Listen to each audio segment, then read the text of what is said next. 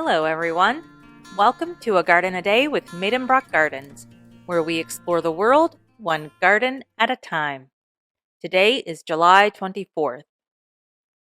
You won't find Marshall, Matt, Dylan, Miss Kitty, or Festus at today's garden, but you will find the oldest park in Dodge City and a famous stop along the Santa Fe Trail.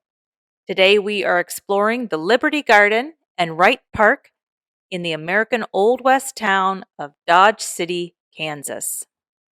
You probably know Dodge City from the TV show Gunsmoke, and you've probably muttered the phrase, "Get out of Dodge," a number of times.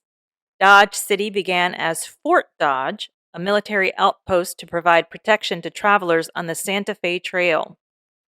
Prior to Fort Dodge, there had been another fort in that area for the same purpose, Fort Man, constructed in 1847. That fort was built by civilians and lasted only a year.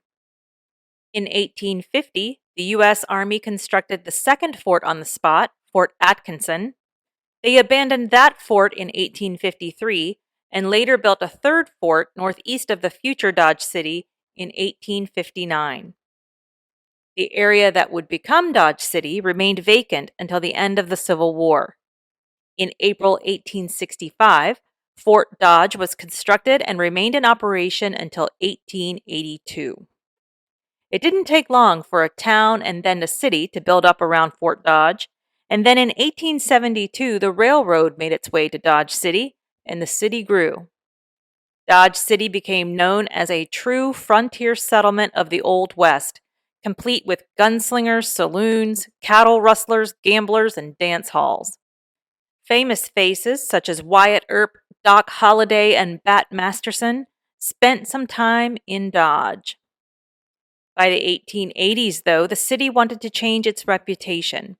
They built a school and a library, and in 1883, the city designated land for a city park. Today, that park, Wright Park, is the oldest in Dodge City.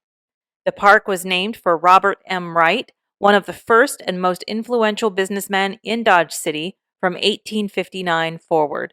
He also served as mayor of Dodge City and a state representative. In 1883, he purchased 19 acres for the park and planted cottonwood trees on the property. In 1900, the city took over the management of the park and expanded it to 61 acres.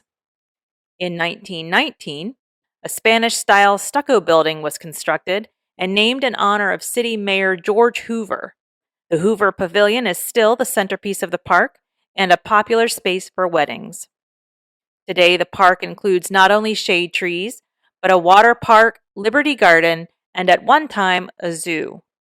Wright Park has been undergoing an extensive remodel and restoration for several years. The zoo is currently closed. The Liberty Garden was built quickly after the tragedy of September 11, 2001, as a memorial to the lives lost on that day. It was designed as a place of remembrance and includes two 110-inch replicas of the Twin Towers set in reflecting pools, a 1,200-pound piece of steel recovered from Ground Zero at the World Trade Center, a piece of limestone that was once part of the facade of the Pentagon, and a piece of Pennsylvania sandstone found at the crash site of Flight 93. The garden is landscaped with shrubs and flowers in red and white. The garden was dedicated on September 11, 2002. The park is open daily. The park office is open Monday through Friday. Well, that's about it for today's garden visit. Join me here tomorrow to find out where we're going next. Thank you for listening today and every day. If all goes well, I'll be right back here tomorrow. See you then.